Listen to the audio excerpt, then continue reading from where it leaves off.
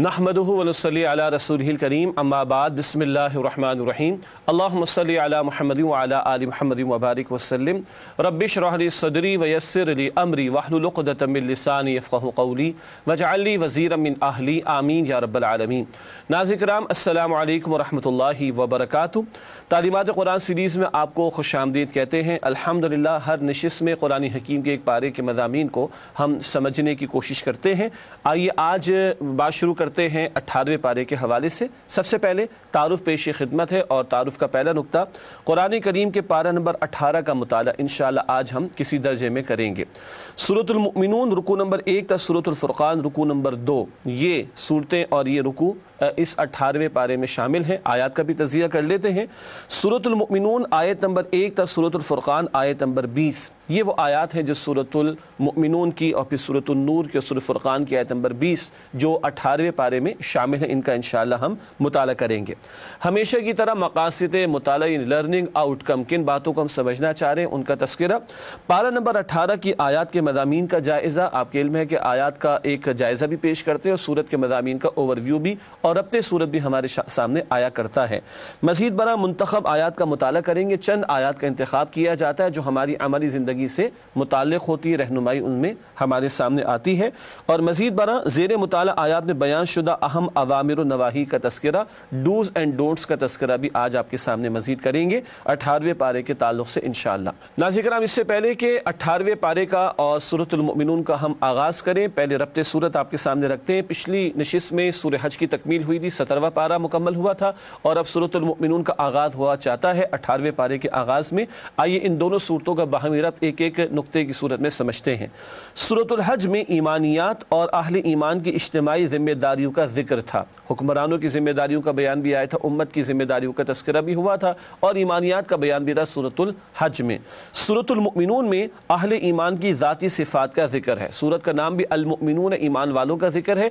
ईमान वालों की ज़ाहिरी सिफ़ात का बयान भी आएगा और उनकी बातनी सिफ़ात का भी तस्करा होगा इंशाअल्लाह ताला। ये रब्ते सूरत हुआ सूरह हज और सूरतुल मुमिनून के दरमियान। अब आइए सूरतुल मुमिनून के मज़ामीन का एक ओवरव्यू आपके सामने रखते हैं और फिर आयत का जायज़ा भी पेश करेंगे इंशाअल्लाह। सूरतुल मुमिनून के मज़ामीन के तज्ज़िये के हवाले से नोट कीजिएगा, पहली 11 आयत तामीर सीरत के लिए बुनियादी सिफ़ात का बयान, इन पर बाद में जिक्र भी होगा। एक एक बंदे मोमिन की ज़ाती सिफ़ात और बुनियादी सिफ़ात का जिक्र है। आयत 12 तक 16 तख्लीक़ और हयात इंसानी के मराहिल, इंसान को कितने दर्जों से गुजार कर पूरा इंसान बनाकर अल्लाह ने खड़ा किया, इसका जिक्र है। आयत 17 तक 22 अल्लाह की शान रबूबियत का बयान, कैसे कैसी नेमतें अल्लाह ने अता फरमाई उनका तस्करा है। आयत 23 तक 77 रसूलों की कौमों के साथ कशमकश, जो कि मक्की सूरतों का एक बुनियादी मजमून है, साबिक़ा अक़वाम का तस्करा हुआ है। आयत 78 तक 92 अल्लाह की अज़ीम कुदरतों का बयान, उसी ने सारे चरिंद और परिंद भी पैदा किए, सारा निज़ाम बनाया, हयात के लिए सारे वसाइल अता फरमाए, कई कुदरतें अल्लाह ताला की बयान की गई। आयत 93 तक 98 आफ़ियत मांगने की दुआएँ, बड़ी दो कीमती दुआएँ हमारे सामने आती हैं, फितने और अज़ाब से बचने के लिए और शयातीन के हमलों से बचने के लिए। आयत 99 तक 114 नाफरमानों का बुरा अंजाम, इससे उनको ख़बरदार किया गया। और आखिर में आयत 115 तक 118 बादशाह हकीकी की अज़मत का बयान, अल्लाह की अज़मतों के तस्करे के बयान पर इस सूरत का इख्तिताम होता है। नाज़रीन किराम, ये तो एक ओवरव्यू है, मज़ामीन का तज़किया, जिससे सूरत का एक पहलू तारुफ के एतबार से हमारे सामने आता है। अलबत्ता अब चलते इन आयत के जायज़े की तरफ और आयत ब आयत तज़किया आपके सामने पेश किया जाता है। सूरतुल मुमिनून का जायज़ा पेश खिदमत है। 18वां पारा शुरू होता है सूरतुल मुमिनून से। अब आइए इसकी आयत का तज़किया। पहली 11 आयत तामीर सीरत के लिए बुनियादी सिफ़ात, अहले ईमान की कई सिफ़ात का यहाँ पर जिक्र हुआ। आगे इंशाअल्लाह ताला इन सिफ़ात का हम मुताला भी तफसीलन करेंगे मुंतखब आयत के मुताले के ज़ेल में। आयत 12 तक 16 तख्लीक़ और हयात इंसानी के मराहिल, इंसान को नुत्फ़े के एक मामूली हिस्से से पैदा किया गया, एक क़तरे के मामूली जुज़ से, फिर उसको एक अलका लटकती हुई शय बनाया, फिर बोटी बनाया, हड्डियाँ बनाई, उस पर गोश्त चढ़ाया, पूरा इंसान बनाकर खड़ा किया, उसमें रूह भी फूंक दी गई। ये सारे मराहिल ज़िक्र किए गए। आयत 17 तक 22 अल्लाह की शान रज़्ज़ाक़ियत का बयान, वही है जो अर्रज़्ज़ाक़ है और हर मखलूक की किफ़ालत फरमाने वाला है। आयत 23 से 26 हज़रत नूह अलैहिस्सलाम की दावत और कौम का जवाब, कौम ने मानने से इनकार किया कि अपने जैसे एक इंसान को हम रसूल कैसे मान लें, माअज़ल्लाह। आयत 27 से 30 حضرت نوح علیہ السلام اور اہل ایمان پر اللہ کی رحمت، اہل ایمان کو اللہ سبحانہ و تعالیٰ نے محفوظ رکھا کشتی میں سوار کر کے، اور جو باغی قوم تھی، نافرمان قوم تھی، اس کو غرق کر دیا گیا۔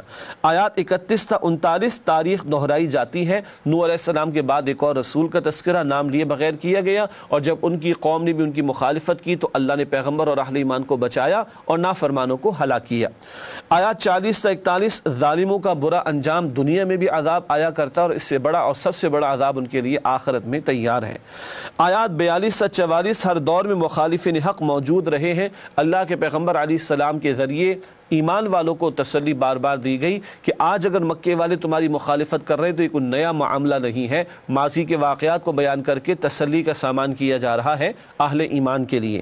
آیات 45 تا 49 آل فرعون کی بدبختی۔ آل فرعون سے مراد فرعون والے، اس کا پورا گروہ، اس کی پوری جماعت، اس کے درباری بھی اور اس کے پیچھے چلنے والے بھی، اور ان کی بدبختی کیا کہ اللہ نے موسیٰ علیہ السلام جیسے رسول بھیجے اور ان کو دین سمجھانے کے لیے، حق کی طرف بلانے کے لیے، مگر یہ تکبر کا شکار ہوئے اور پھر بالآخر غرق کر دیے گئے۔ آیت نمبر 50 حضرت مریم اور ابن مریم علیہ السلام پر اللہ کا کرم، حضرت عیسیٰ علیہ السلام کی معجزانہ ولادت کا ذکر ہے، انہیں اور ان کی والدہ کو اللہ نے ایک نشانی بھی قرار دیا۔ آیات 51 تا 53 رزق حلال کا ثمر، اچھے اعمال کی توفیق۔ حلال کمانے کا حکم پیغمبروں کو بھی ہے اور ان کے ذریعے ایمان والوں کو بھی، اور پھر نیک اعمال کرنے کی تلقین، گویا رزق حلال کا ایک اہم نتیجہ اعمال صالحہ کی صورت میں سامنے آتا ہے۔ آیات 54 تا 56 غافلوں کے لیے وعید، وہ جو اللہ کو اور آخرت کو بھلائے بیٹھے ہیں، بتایا جا رہا ہے بے مقصد زندگی بسر کرنے والوں کا انجام بھی برا ہوگا۔ آیات 57 تا 61 مؤمنوں کی باطنی کیفیات، اخلاص کے ساتھ عمل کرتے اور نیک اعمال کرنے کے بعد بھی ڈرتے رہتے کہ پتہ نہیں کہ عمل اللہ کے قبول ہوگا یا نہیں، بعد میں اس پر مزید بات ہوگی انشاءاللہ۔ آیات 62 تا 63 انسانوں کی اکثریت کچھ اور ہی سرگرمیوں میں مصروف ہے، مراد ہے وہ گناہوں کے اندر اور کبائر کے اندر، یعنی بڑے گناہوں کے اندر مبتلا ہیں۔ آیات 64 تا 71 مشرکین مکہ پر عذاب کیوں آیا؟ بات یہی کہ پیغمبر کو جانتے بوجھتے رد کیا اور دل گواہی دے رہے تھے، مگر اس کے باوجود تکبر و تعصب میں آ کر رد کیا جب، تو اللہ تعالیٰ کی پکڑ کا یہ لوگ بھی شکار ہوئے۔ آیات 72 تا 77 نبی اکرم صلی اللہ علیہ وسلم کی دل جوئی کہ اے پیغمبر علیہ السلام مخالفین کی مخالفت سے آپ دل چھوٹا نہ کیجیے گا، اور دراصل یہ تسلی ایمان والوں کو عطا کی جا رہی ہے رسول اللہ صلی اللہ علیہ وسلم کے ذریعے۔ آیات 78 تا 83 اللہ کے احسانات اور بندوں کی ناشکری۔ اللہ کی عطا میں تو کوئی کمی نہیں، مگر بندے ہیں کہ ناشکری پر اکثر اڑے رہتے ہیں۔ آیات 84 تا 89 سوچنے پر مجبور کر دینے والے 3 سوالات۔ اللہ نے غور و فکر کی دعوت دی۔ زمین کو آسمان کو پیدا کرنے والا کون؟ تمہیں پیدا کرنے والا کون؟ تمہاری حاجات کو پورا کرنے والا کون؟ تمہیں رزق دینے والا کون؟ جب وہ اللہ ہی ہے تو اس اللہ کے ساتھ جھوٹے معبودوں کی پرستش کیوں کرتے ہو؟ آیات 90 تا 92 اللہ سچا ہے اور شرک کرنے والے جھوٹے ہیں، ان کے عقائد بھی باطل اور ان کا طرز عمل بھی باطل ہے۔ آیات 93 تا 98 ایمان افروز دعائیں، عذاب سے بچنے کے لیے بھی دعا بتائی گئی اور شیاطین کے حملوں سے بچنے کے لیے بھی دعا سکھائی گئی ہے اس مقام پر۔ اس کے بعد سورۃ المؤمنون کی آیات 99 تا 100 غافل انسان کی حسرت ناک موت، جب موت آتی ہے تو تمنا کرتا ہے اللہ ایک موقع مجھے دے دے اور میں نیک عمل کر لوں جو میں چھوڑ بیٹھا، مگر موت کے ساتھ ہی مہلت ختم ہو جاتی ہے۔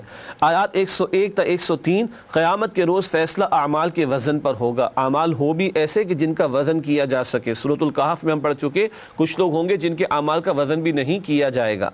آیات 104 تا 114 جہنم والوں کی آہو زاری، چیخیں گے پکاریں گے اللہ ایک دفعہ موقع دے دے، یہاں سے نکال دے، مگر کہہ دیا جائے گا کہ یہیں پڑے رہو ذلت کے ساتھ۔ اللہ ہم سب کی حفاظت فرمائے اس حسرت سے اور جہنم کی آگ سے۔ آخر میں آیات 115 تا 118 دلوں کو ہلا دینے والی آیات مبارکہ۔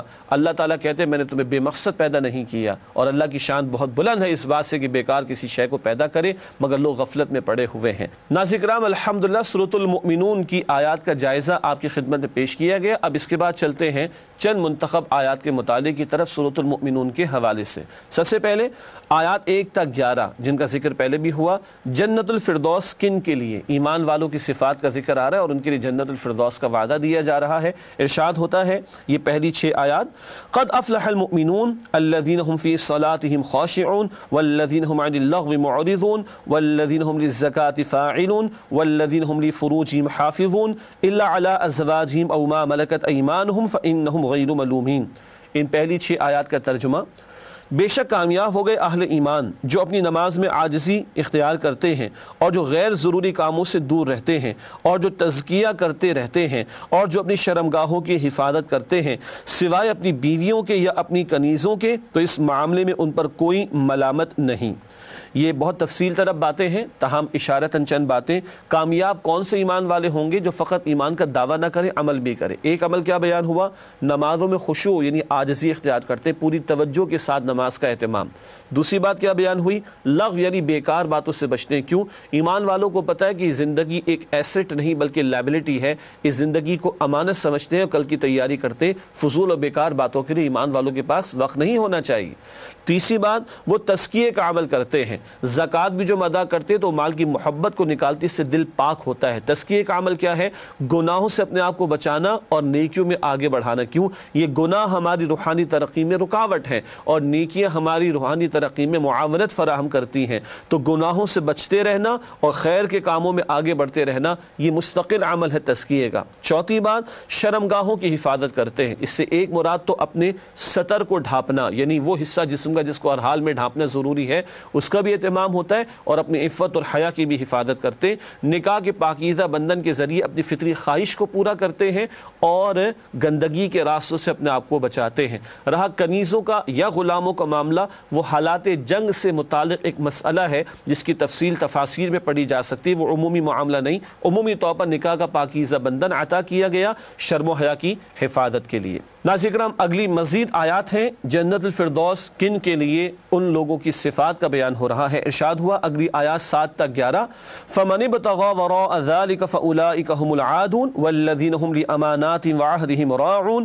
وَالَّذِينَ هُمْ عَلَىٰ صَلَوَاتِهِمْ يُحَافِظُونَ أُولَٰئِكَ هُمُ الْوَارِثُونَ الَّذِينَ يَرِثُونَ الْفِرْدَوْسَ هُمْ فِيهَا خَالِدُونَ۔ ترجمہ کرتے ہیں، ارشاد ہوا اور جو لوگ جنسی تسکین کے لیے اس کے سوا کوئی اور راہ اختیار کریں گے وہی لوگ حد سے نکلنے والے ہیں، اور جو لوگ اپنی امانتوں اور وعدوں کی پاسداری کرنے والے ہیں اور جو لوگ اپنی نمازوں کی حفاظت کرنے والے ہیں، یہی لوگ وارث ہیں جو وارث بنیں گے ٹھنڈی اور گھنی چھاؤں والی جنت کے، وہ اس میں ہمیشہ رہنے والے ہوں گے۔ اللہ تعالی ہمیں ان میں شامل فرمائے۔ یہ تو ہوا ترجمہ ان آیات کا۔ مزید کیا بات آئی کہ وہ نکاح کے پاکیزہ بندھن کو چھوڑ کر زنا کے اور حرام کے ناجائز راستے اختیار کرنے والے، یہی حد سے بڑھنے والے، یہ حرام کام ہے، اس سے شریعت نے روکا۔ پھر فرمایا کہ وہ اپنی امانتوں اور وعدوں کا لحاظ رکھتے ہیں۔ حدیث میں آتا ہے، بہقی شریف کی روایت، اس کا کوئی ایمان نہیں جس میں امانت داری نہیں، اور اس کا کوئی دین نہیں جس میں وعدے کی پاسداری نہیں ہے۔ امانت کا وسیع تصور ہے، جسم و جاں اور روح بھی اللہ کی امانت، قرآن اور یہ دین بھی اللہ کی امانت، اور مالی معاملات میں بھی امانت، اور اختیار و منصب ہو وہاں پر بھی امانت، اس پورے تصور کے ساتھ امانت۔ وعدے بندوں سے بھی ہوتے ہیں، تحریری بھی ہوتے ہیں، کچھ امپلائڈ ایگریمنٹس بھی ہوتے ہیں، جیسے کہ والدین اور اولاد کے باہمی حقوق کا معاملہ، زوجین کے باہمی حقوق کا معاملہ، اور وعدہ سب سے بڑا تو اللہ سے اس کی بندگی اور عبادت کا، یہ پورے تصور کے ساتھ امانت اور وعدے کی پاسداری کی کوشش کرنی ہے۔ اور پھر نماز کا ذکر آیا، شروع میں بھی نماز، وہاں توجہ کا ذکر تھا، خشوع کا، اور اب نماز کی حفاظت کا ذکر ہے۔ 5 نمازیں وقت پر ادا کرنا، توجہ سے ادا کرنا، طہارت کا صحیح طور پر اہتمام کرنا، اول و آخر نماز کا ذکر ہے۔ بہرحال یہ صفات ہیں، تفصیل سے بہرحال تفاسیر میں ان کا ہمیں مطالعہ کرنا چاہیے۔ جو ان صفات کے حامل ہوں ان کو فرمایا کہ اللہ وارث بنا دیں گے۔ سبحان اللہ، وارث کا حصہ دنیا کے معاملات میں دیکھیں تو فکس ہوتا ہے، پکا ہوتا ہے۔ اللہ کی شان کریمی کا بیان ہے کہ اللہ ان صفات کے حاملین کو جنت الفردوس عطا فرمائیں گے۔ اللہ ہم سب کو وہاں جگہ عطا فرمائے۔ حدیث میں ذکر آتا ہے کہ جنت جب بھی مانگو تو فردوس مانگو، کہ فردوس جنت کا اعلیٰ ترین درجہ ہے۔ اللہ ہم سب کو عطا فرمائے۔ ناظرین کرام، اگلی جن آیات کا انتخاب کیا گیا ہے سورۃ المؤمنون کی، وہ ہے آیات 57 تا 61، اہل ایمان کی باطنی صفات۔ پہلے ظاہری صفات جو اعمال دکھائی دے رہے ہیں، اور اب ایمان والوں کی باطنی صفات کا ذکر آ رہا ہے۔ ارشاد ہوا، ان الذین هم من خشیۃ ربهم مشفقون والذین هم بآیات ربهم یؤمنون والذین هم بربهم لا یشرکون والذین یؤتون ما آتوا وقلوبهم وجیلة انهم الی ربهم راجعون اولئک یسارعون فی الخیرات وهم لها سابقون۔ ترجمہ، بے شک جو اپنے پروردگار کے خوف سے ڈرتے ہیں اور جو اپنے پروردگار کی آیتوں پر ایمان رکھتے ہیں اور جو اپنے پروردگار کے ساتھ شریک نہیں کرتے اور جو دے سکتے ہیں دیتے ہیں اور ان کے دل اس بات سے ڈرتے رہتے ہیں کہ ان کو اپنے پروردگار کی طرف لوٹ کر جانا ہے، یہی لوگ نیکیوں میں جلدی کرنے والے اور یہی ان کے لیے آگے نکل جانے والے ہیں۔ اب کیا بیان ہو رہا ہے؟ ایک حدیث میں تفصیل بھی ہے کہ یہ کن لوگوں کا بیان؟ جو نیکیاں کرتے اور ڈرتے رہتے پتہ نہیں اللہ کیا قبول ہوں گی کہ نہیں ہوں گی۔ تو ایمان والے نیکیاں کرنے کے بعد مطمئن نہیں ہوتے، لرزہ رہتے، ڈرتے رہتے، معلوم نہیں کہ قبول ہوں کہ نہ ہو۔ یہ ان کی باطنی کیفیات کا ذکر۔ پھر اللہ کی آیات پر ایمان اور اللہ کے ساتھ، وہ رب کے ساتھ کسی کو شریک نہیں کرتے، اور جو کچھ وہ دیتے ہیں اس حال میں دیتے ہیں کہ ان کے دل ڈرتے رہتے ہیں، وہی بات کہ پتہ نہیں انفاق اللہ کے قبول ہوگا کہ نہیں ہوگا۔ اور یہ کون ہے؟ نیکیوں میں سبقت اور تیزی دکھانے والے۔ سبحان اللہ، آج تو تیزیاں دکھائی جا رہی بہت سارے دنیاوی معاملات کے اندر۔ کتنی تیزی دکھا لے، جائے گا جب جہاں سے کچھ بھی نہ ساتھ ہوگا، 2 گز کفن کا کپڑا تیرا لباس ہوگا۔ یہ تو ہے حقیقت۔ اصل میں کام آنے والی وہ نیکیاں ہیں، اس میں یہ ایمان والے سبقت کرتے ہیں۔ اللہ مجھے اور آپ کو بھی اس کی توفیق عطا فرمائے۔ ناظرین کرام، اس کے بعد اگلی 2 آیات ہیں سورہ مؤمنون کی آیات 93 اور 94، عذاب سے بچاؤ کی دعا۔ عذاب کبھی عمومی بھی آتا ہے، اس کے تعلق سے بڑی قیمتی دعا سکھائی گئی۔ قل رب اما ترینی ما یوعدون ربی فلا تجعلنی فی القوم الظالمین۔ ترجمہ، اے نبی صلی اللہ علیہ وسلم کہیے کہ اے پروردگار، اگر آپ مجھے دکھائیں وہ عذاب جس کا ان کفار سے وعدہ کیا جا رہا ہے، تو اے پروردگار مجھے اس سے محفوظ رکھیے اور ان ظالموں میں شامل نہ کیجیے۔ یہ تو اللہ کے پیغمبر علیہ السلام کی عاجزی کا ذکر بھی آپ کے ذریعے ہمیں دعا سکھائی جا رہی ہے۔ اللہ اگر عذاب کا فیصلہ کر ہی لیں، عذاب عمومی بھی آیا کرتا ہے، پوری قوم پر آیا کرتا ہے، تو اللہ مجھے ظالموں کے ساتھ شامل نہ کیجیے گا، مجھے اس کے آنے سے قبل بچا لیجیے گا۔ اگلی 2 آیات 97 اور 98، یہاں بھی دعائیں ہیں۔ شیاطین سے بچاؤ کی دعا سکھائی گئی۔ ارشاد ہو رہا ہے وَقُلْ رَبِّ أَعُوذُ بِكَ مِنْ هَمَزَاتِ الشَّيَاطِينِ وَأَعُوذُ بِكَ رَبِّ أَنْ يَحْضُرُونَ۔ ترجمہ، اور کہیے کہ اے پروردگار، میں شیطانوں کے وسوسوں سے تیری پناہ مانگتا ہوں، اور اے پروردگار اس سے بھی تیری پناہ مانگتا ہوں کہ وہ میرے پاس موجود ہوں۔ یہ ہیں آیات 97 اور 98 جن کا ترجمہ۔ شیاطین کے شرور سے بچنے کے لیے اعوذ باللہ من الشیطان الرجیم بھی پڑھتے ہیں، بالکل بجا ہے۔ یہ دعا بھی بڑی قیمتی کہ اللہ میں شیاطین کے وسوسوں سے آپ کی پناہ میں آنا چاہتا ہوں، اور اس بات سے آپ کی پناہ میں آنا چاہتا ہوں کہ وہ میرے قریب بھی آئیں۔ اس دعا کو بھی ہمیں اپنے معمولات میں شامل کرنا چاہیے کہ رب کائنات نے خود یہ دعا کرنا مجھے اور آپ کو سکھایا ہے۔ ناظرین کرام، الحمدللہ سورۃ المؤمنون کی منتخب چند آیات کا مطالعہ آپ کی خدمت میں پیش کیا گیا۔ اس کے بعد سورۃ النور کا آغاز ہوا چاہتا ہے، البتہ پہلے ایک ربط سورت آپ کے سامنے رکھیں سورۃ المؤمنون اور سورۃ النور کے درمیان، پھر انشاءاللہ ایک وقفہ لیں گے اور اس کے بعد سورۃ النور کا آغاز بھی کیا جائے گا۔ ناظرین کرام، سورۃ المؤمنون اور سورۃ النور کے درمیان ربط سورت پیش خدمت ہے ایک ایک نقطے کے حوالے سے۔ سورۃ المؤمنون میں اہل ایمان کے ذاتی اوصاف کا ذکر تھا، ظاہری صفات کا ذکر بھی آیا، باطنی صفات کا بھی بیان ہوا۔ سورۃ النور میں اہل ایمان کو گھریلو اور معاشرتی زندگی کے لیے احکامات عطا کیے گئے ہیں۔ اب بات آئے گی سورۃ النور میں گھر کے لیے تعلیم، معاشرے کے لیے تعلیم، عفت کی حفاظت کے لیے تعلیم، زنا کی روک تھام کے لیے تعلیم۔ یہ ہے ہدایات جو سورۃ النور میں انشاءاللہ تعالی ہمارے سامنے آئیں گی۔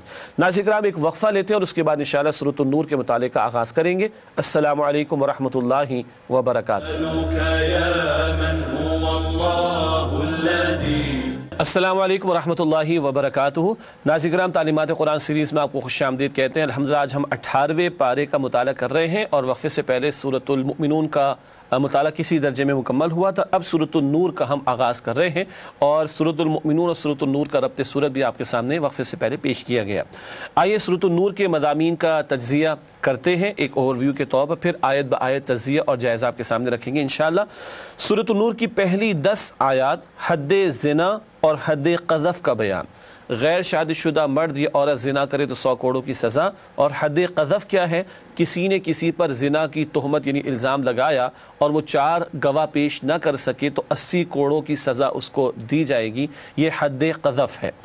آیات 11 تا 26 حضرت عائشہ رضی اللہ تعالی عنہا کی پاک دامنی کا بیان، امت کی ماں ام عائشہ رضی اللہ تعالی عنہا پر معاذ اللہ ایک تہمت لگائی گئی تھی، اللہ تعالیٰ نے ان کی عفت اور پاکیزگی کا اعلان فرمایا اور قرآن کی آیات عطا فرمائیں۔ آیات 27 سے 34 گھر کے اندر کے پردے کے احکامات، گھروں میں داخلے کے موقع کے آداب کا ذکر ہے، اور یہ خاتون گھر میں ہو، محرم کے سامنے ہو تو اسے کیسا لباس اختیار کرنا ہے اس کا تذکرہ بھی۔ آیات 35 سے 40 ایمان اور کفر کے لیے تمثیلات، تمثیلات کا مطلب پیرابلز، یعنی کچھ مثالیں دے کر اللہ نے کچھ حقائق ہمیں سمجھائے ہیں۔ آیات 41 سے 46 اللہ کی قدرتوں کا بیان، عظمتوں کا بیان، نعمتوں کا تذکرہ بھی ہے۔ آیات 47 سے 54 منافقانہ اور مؤمنانہ طرز عمل، ایک کانٹراسٹ کے طور پر یہ دونوں یعنی منافقین کا اور اہل ایمان کا طرز عمل سامنے آئے گا۔ آیات 55 تا 57 نظام خلافت کے قیام کی بشارت، ایمان اور نیک اعمال کا ثبوت پیش کرو تو اللہ آج بھی تمہیں خلافت عطا فرمائے گا، ایمان والوں سے خطاب ہے۔ آیات 58 تا 61 گھر کے اندر کے پردے کے احکامات، بچوں کے حوالے سے، غلاموں کے حوالے سے بھی ایک تلقین ہے کہ کچھ پرائیویسی کے اوقات ہوتے ہیں، اس موقع پر وہ بھی اجازت دے کر آئیں۔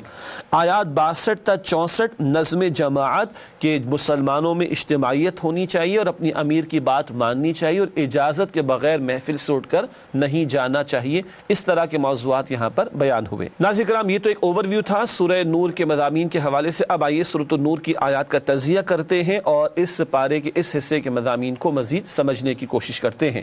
آیت نمبر 1 ہے سورۃ النور کی جلالی انداز، بڑا عجیب اور عمدہ انداز ہے۔ سورۃ انزلناہا وفرضناہا، اللہ کہتے ہیں اس سورت کو ہم نے نازل کیا اور اس کو یعنی اس کے احکامات کو ہم نے فرض قرار دیا۔ حالانکہ ساری صورتیں اللہ نے نازل فرمائی، سارے احکامات اللہ نے عطا فرمائے، مگر اس صورت کا یہ آغاز بہت ہی عجیب انداز سے ہوتا ہے، جلالی انداز میں۔ آیات 2 تا 3 حد زنا کا بیان، البتہ اللہ کے پیغمبر علیہ السلام نے وضاحت فرمائی ہے کہ 100 کوڑوں کی سزا جو اس مقام پر ذکر کی گئی، یہ غیر شادی شدہ مرد یا عورت زنا کرے اور جرم ثابت ہو تو یہ سزا ہے۔ شادی شدہ مرد یا عورت زنا کا ارتکاب کرے تو رجم کی سزا ہے، اسٹوننگ ٹو ڈیتھ، پتھر مار مار کے قتل کیا جائے گا، اس پر ساری امت کا اتفاق ہے۔ آیات 4 تا 5 حد قذف کا بیان، جیسے کہ عرض کیا گیا کسی مرد یا عورت پر زنا کی تہمت یا الزام لگایا گیا اور الزام لگانے والا ثبوت پیش نہ کرے، 4 گواہ پیش نہ کر سکے، اس کی بھی تفصیل ہے، اور اگر وہ ثبوت پیش نہ کر سکے تو پھر 80 کوڑوں کی سزا اسے دی جائے گی۔ کسی کی آبرو پر انگلی اٹھانا کتنا بھاری معاملہ ہے کہ 4 گواہ پیش کرنے کا تقاضا اور نہ پیش کر سکے الزام لگانے والے کو 80 کوڑے لگائے جائیں گے، اس کو حد قذف کہا جاتا ہے۔ کس طرح ہمارا دین لوگوں کی عزت و آبرو کی حفاظت کے لیے احکامات عطا فرما رہا ہے۔ آیات 6 تا 10 شوہر کی طرف سے بیوی پر زنا کا الزام یعنی لعان کا مسئلہ، اس کی تفصیل تو تفاسیر میں پڑھی جا سکتی ہے۔ شوہر نے اگر اپنی بیوی کو بدکاری میں مبتلا دیکھا، اب ظاہری بات اس کی طبیعت تو اس کے ساتھ رہنے پر آمادہ نہیں ہوگی، اب کہاں سے گواہ لے کر آئے، تو اس کو قسمیں کھانے کا حکم دیا گیا ہے۔ تفصیل آیات کی تفاسیر میں دیکھی جا سکتی ہے، اور یہ بھی بتایا گیا ممکن ہے شوہر معاذ اللہ کوئی جھوٹا الزام لگا رہا ہو تو بیوی کو بھی قسمیں کھا کر اپنا دفاع کرنے کا موقع عطا کیا گیا ہے۔ انہی آیات میں یہ وضاحت ہے، لیکن زیادہ تفصیل کا موقع نہیں، تفاسیر میں مطالعہ کر سکتے ہیں۔ اس مسئلے کو لعان یعنی لعنت کرنا، لعان کا مسئلہ کہ اگر میں جھوٹا تو مجھ پر اللہ کی لعنت ہو، یہ لعان کا مسئلہ کہلاتا ہے۔ آیات 11 تا 18 حضرت عائشہ رضی اللہ تعالی عنہا کی پاک دامنی کا اعلان، ایک غزوے سے واپسی پر ایک تفصیلی واقعہ ہے، اور معاذ اللہ عبداللہ بن ابی جو منافقین کا سردار تھا اور کچھ منافقین نے الزام تراشی کی امت کی ماں عائشہ رضی اللہ تعالی عنہا پر۔ اس واقعے کو واقع افک کہا جاتا ہے، الزام تراشی کی گئی تھی اور اللہ تعالی نے اما عائشہ رضی اللہ تعالی عنہا کی عفت اور پاک دامنی کے اعلان کے لیے قرآن کی آیات نازل فرما دی۔ البتہ اس واقعے کو تفصیل سے ہمیں تفاسیر میں پڑھنا چاہیے۔ پھر آیات 19 تا 20 مسلمانوں میں بے حیائی پھیلانے والوں کا برا انجام، دنیا اور آخرت میں دردناک عذاب ہوگا، یہ تذکرہ بعد میں انشاءاللہ آپ کے سامنے مزید کریں گے۔ آیت نمبر 21 اللہ کا فضل نہ ہو تو کوئی بھی پاکیزہ نہیں رہ سکتا، الزام دوسروں پر لگاتے ہو، دوسروں کے بارے میں تمہارا گمان اچھا ہونا چاہیے اور دوسروں سے بڑھ کر اپنی فکر زیادہ کرنی چاہیے۔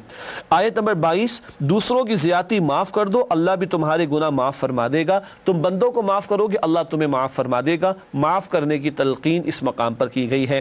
آیات 23 سے 25 پاک دامن خواتین پر تہمت لگانے والوں کا بدترین انجام، جو پاک دامن عورتوں پر الزام تراشی کر رہے، دردناک عذاب ان کے لیے تیار ہے جہنم میں۔ آیت نمبر 26 جیسا کردار ویسی رفاقت، قرآن کہتا ہے الخبیثات للخبیث للخبیثین والخبیثون للخبیثات، ناپاک مرد ناپاک عورتوں کے لیے، ناپاک عورتیں ناپاک مردوں کے لیے۔ مراد یہ ہے کہ جس طرح کا کردار ہوگا ویسے ہی ساتھی میسر آ جائیں گے۔ اور والطیبات للطیبین والطیبون للطیبات، پاکیزہ مرد پاکیزہ عورتوں کے لیے، پاکیزہ عورتیں پاکیزہ مردوں کے لیے، تو جیسا کردار ویسے ہی رفاقت میسر آئے گی۔ اس کے بعد آیات 27 سے 29 کسی کے گھر میں داخل ہونے کے لیے ہدایات، اجازت دے کر داخل ہونا، سلام بھی کرنا، اپنا تعارف بھی کرانا، اس پر آگے بھی بات ہوگی انشاءاللہ۔ آیات 30 سے 31 گھر کے اندر پردے کے لیے ہدایات، ایک خاتون کو بھی کہا گیا نگاہوں کی حفاظت کے لیے، مردوں کو بھی کہا، بلکہ خواتین کو بھی نگاہوں کی حفاظت کی تلقین ہے، مردوں کو بھی نگاہوں کی حفاظت کی تلقین ہے، اور نامحرم کے سامنے زینت کا اظہار خاتون نہ کرے، اس کا تذکرہ بھی آئے گا، اوڑھنی کا بیان بھی آئے گا، آگے چل کر بات کریں گے انشاءاللہ تعالی۔ آیات 32 سے 34 بے نکاحوں کا نکاح کر دو، کچھ وہ بھی ہوں گے کہ جن کا نکاح نہ ہوا تو ان کے لیے نکاح کرنے کا اہتمام ہو، اور ایسا بھی ذکر آیا ہے کہ وہ لوگ کہ وہ خواتین کی جو بیوہ ہو چکی ہوں ان کا بھی نکاح کرانے کا اہتمام کرو، ایسے مرد بھی ہو سکتے ہیں جن کی بیویوں کا انتقال ہو چکا ہو، ان کے نکاح کرانے کی بھی تلقین، گویا نکاح پر زور دیا گیا ہے۔ آیت نمبر 35 نور ایمان کے لیے تمثیل، تمثیل کہتے ہیں پیرابل کو، ایمانی حقائق بڑے گہرے ہیں، لطیف ہیں، اللہ نے ہمارے مشاہدات میں سے کچھ مثالیں دے کر ان حقائق کو سمجھایا۔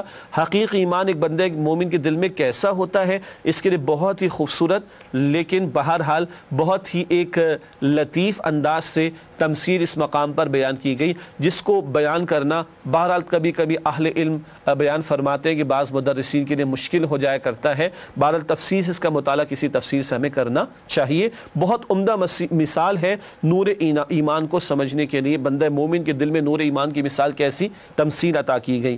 آیات 36 سے 38 نور ایمان کے ثمرات، ایمان دل میں واقعتاً ہو تو اللہ کی ذات ہر شے سے بڑھ کر مطلوب اور محبوب ہو جاتی ہے، پھر کوئی شے اللہ کے ذکر سے، نماز سے اور زکوٰۃ ادا کرنے سے بندے کو، اور تجارت وغیرہ کوئی شے روک نہیں سکتی، اور پھر یہ بندے جب دل میں ایمان ہو تو آخرت کے حوالے سے فکر مند اور خوفزدہ بھی رہتے ہیں۔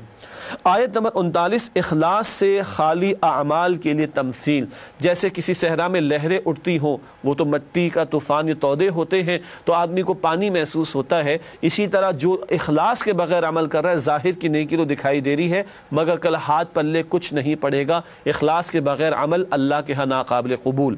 آیت نمبر 40 ایمان اور عمل دونوں سے محرومی کے لیے تمثیل، ایک اور تمثیل پیرابل اللہ نے عطا فرمائی، نہ دل میں ایمان نہ جھوٹ موٹ کی کوئی نیکی، تاریکی پر تاریکیاں ہیں، ایسے تاریک لوگوں کے لیے انتہائی تاریکی کی ایک تمثیل ہے یا پیرابل ہے یا مثال ہے جو آیت نمبر 40 میں بیان کی گئی۔ آیات 41 سے 66 اللہ کی عظمت و قدرت کا بیان، اللہ کی نعمتوں کا ذکر بھی آیا ہے۔ آیات 47 سے 50 منافقانہ طرز عمل، جب اللہ اور اللہ کے رسول علیہ السلام کے احکامات کی طرف بلایا جاتا ہے بہانے بناتے فرار اختیار کرتے ہیں۔ آیات 51 تا 52 مؤمنانہ طرز عمل، جب بھی ایمان والوں کو اللہ کے اور اس کے رسول علیہ السلام کے احکام کی طرف بلایا جاتا ہے کہتے ہیں سمعنا واطعنا، ہم نے سنا اور ہم نے اطاعت کی، فوراً آگے بڑھ کر عمل کرتے ہیں۔ اللہ ایسا ہی مؤمنانہ طرز عمل ہم سب کو عطا فرمائیں۔ اس کے بعد آیت نمبر 53 جھوٹی قسمیں مت کھاؤ، یہ منافقین کرتے تھے، بہانے بناتے اور شریعت اور دین کے تقاضوں سے فرار اختیار کرتے اور اپنے بہانوں میں وزن پیدا کرنے کے لیے جھوٹی قسمیں کھاتے، معاذ اللہ۔ آیت نمبر 54 رسول اللہ صلی اللہ علیہ وسلم کی ذمہ داری صرف حق پہنچا دینا ہے، منوانا نہیں ہے۔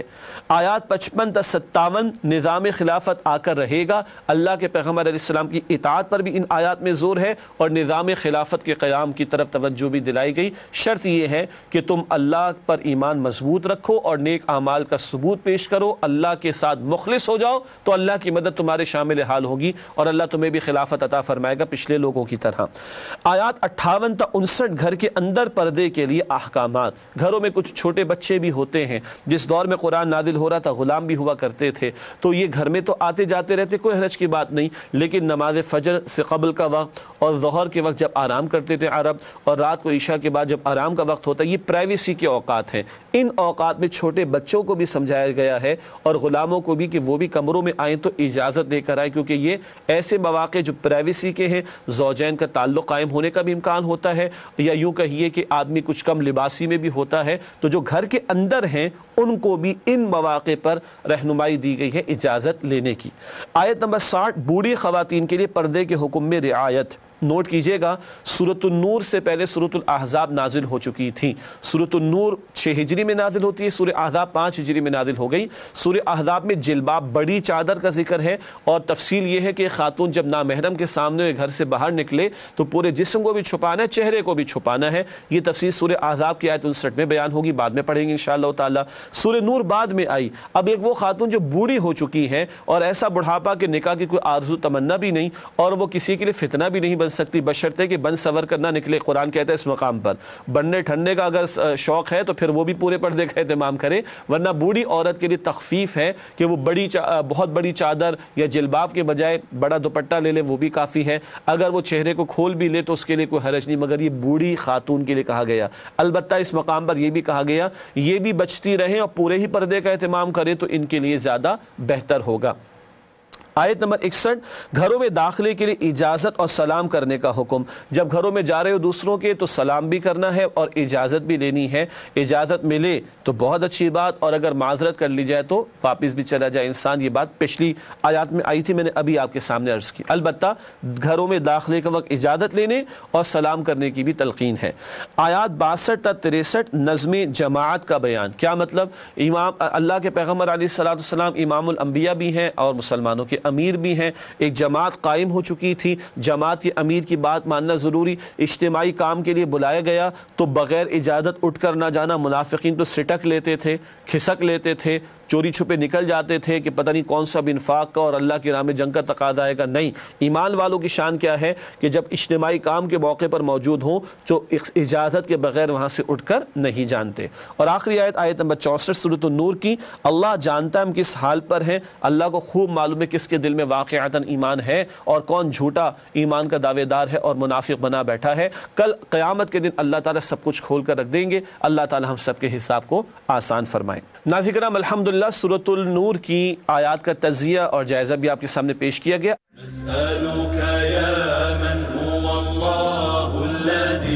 اب چلتے ہیں چند منتخب آیات کے مطالعے کی طرف سورۃ النور کے تعلق سے. سب سے پہلے جس آیت کا انتخاب کیا گیا وہ سورۃ النور کی آیت نمبر 2 ہے. ارشاد ہوا, اور یہاں ذکر آ رہا ہے غیر شادی شدہ زانی کے لیے سزا کا. ارشاد ہو رہا ہے, الزانیۃ والزانی فاجلدوا کل واحد منہما 100 جلدہ ولا تأخذكم بهما رأفة في دين الله إن كنتم تؤمنون بالله واليوم الآخر وليشهد عذابهما طائفة من المؤمنين.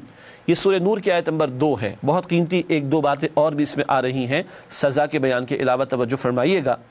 بدکاری کرنے والی عورت اور بدکاری کرنے والا مرد, جب ان کی بدکاری ثابت ہو جائے تو دونوں میں سے ہر ایک کو 100 کوڑے مارو, اور اگر تم اللہ اور روز آخرت پر ایمان رکھتے ہو تو تمہیں ان پر ہرگز ترس نہ آئے, اور چاہیے کہ ان کی سزا کے وقت مسلمانوں کی ایک جماعت بھی موجود ہو.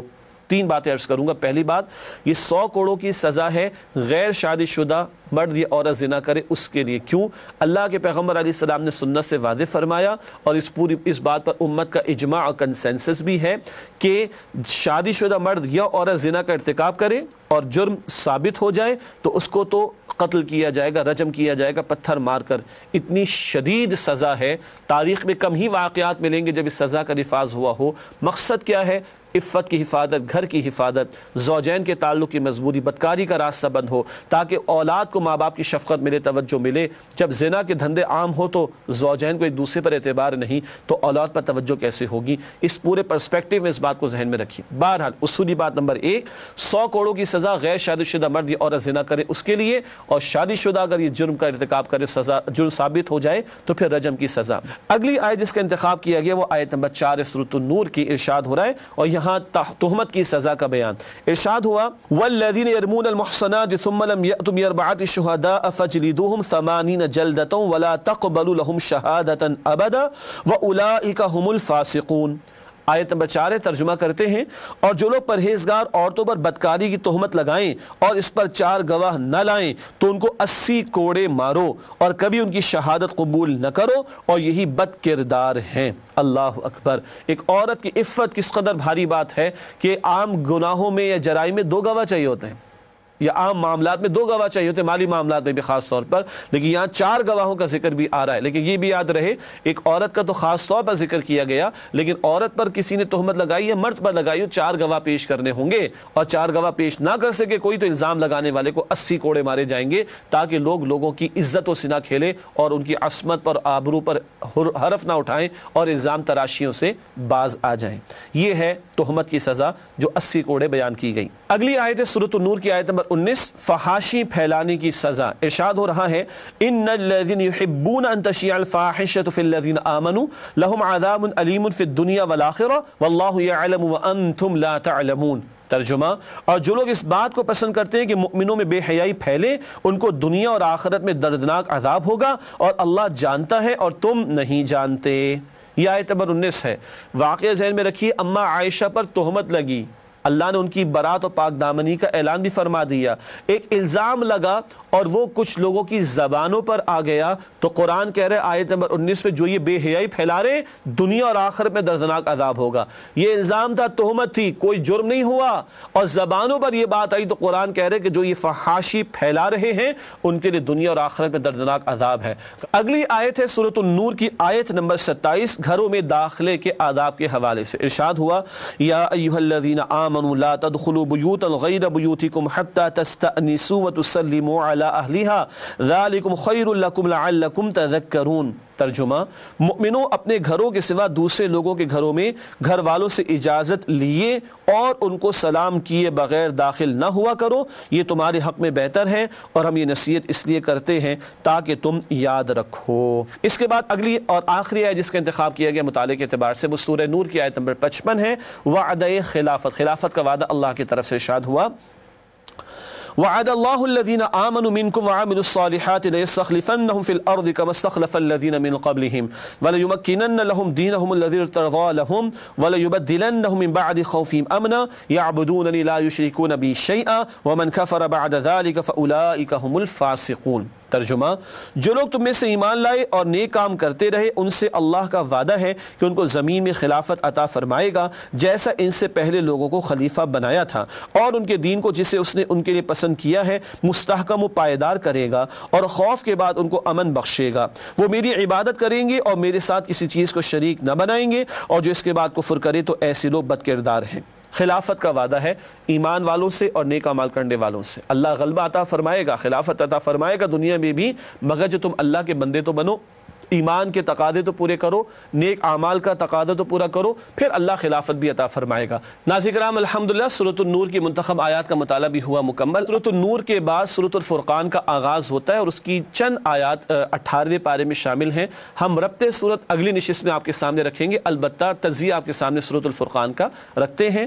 سورۃ الفرقان کے مضامین کا تجزیہ، پہلی 3 آیات اللہ کی عظمت و قدرت کا بیان ہے، پھر آیات 4 تا 34 مشرکین مکہ کے اعتراضات اور ان کا جواب، آیات 35 تا 44 رسولوں کی قوموں کے ساتھ کشمکش، آیات 45 تا 62 اللہ کی نعمتیں اور قدرتیں، آیات 63 تا 76 قرآن کا انسانی مطلوب عباد الرحمن کی صفات اگلی نشست میں پڑھیں گے انشاءاللہ۔ آیت نمبر 77 مشرکین مکہ کے لیے آخری دھمکی ہے اللہ کی طرف سے۔ ناظرین کرام، اس کے بعد آیات کا تجزیہ آپ کے سامنے رکھیں گے، سورۃ الفرقان کی 20 آیات کا جو 18ویں پارے میں شامل ہیں۔ پہلی 3 آیات اللہ کی عظمت و قدرت کا ذکر ہے، آیات 4 تا 6 قرآن حکیم پر 2 اعتراضات، معاذ اللہ یہ مشرکین کے اعتراضات، ان کے جوابات دیے گئے۔ آیات 7 تا 9 نبی اکرم صلی اللہ علیہ وسلم مشرکین کے 5 اعتراضات، معاذ اللہ ان کے ساتھ کوئی فرشتہ نازل کیوں نہ ہوا، انہوں نے کوئی نہر جاری کر کے کیوں نہیں دکھائی، ان کے پاس کوئی خزانہ کیوں موجود نہیں، اس طرح کی باتیں کرتے معاذ اللہ۔ آیات 10 تا 11 اعتراضات کا جواب اللہ نے دیا۔ آیات 12 تا 16 کون سا انجام پسند ہے طے کر لو، بدترین جہنم یا اعلیٰ ترین جنت، اللہ ہمیں جہنم سے محفوظ رکھے اور جنت الفردوس میں جگہ عطا فرمائے۔ آیات 17 تا 19 جنہیں شریک ٹھہرا دیا تھا وہی مشرکین کے خلاف گواہی دیں گے، یہ جھوٹے معبود ان کے خلاف ہی ہو جائیں گے۔ اور آیت نمبر 20 مشرکین کے اعتراض کا جواب پھر دیا ہے اللہ سبحانہ و تعالی نے۔ ناظرین کرام، اسی کے ساتھ 18 پارے کے مضامین اور آیات کا تجزیہ مکمل ہوا۔ پروگرام کے آخر میں ہمیشہ کی طرح نبی اکرم صلی اللہ علیہ وآلہ وسلم کا ایک فرمان پیش خدمت ہے، فرمان نبوی صلی اللہ علیہ وآلہ وسلم، اس قرآن کے عجائبات کبھی ختم نہ ہوں گے اور اہل علم اس سے کبھی سیر نہ ہوں گے، اور کثرت تلاوت کے باعث یہ کبھی پرانا نہ ہوگا۔ یہ جامع ترمذی کی روایت ہے۔ اللہ تعالی ہم سب کو قرآن حکیم سے مزید مضبوطی عطا فرمائے۔ وآخر دعوانا ان الحمد للہ رب العالمین، والسلام علیکم ورحمۃ اللہ وبرکاتہ۔ نسألك يا من هو الله الذي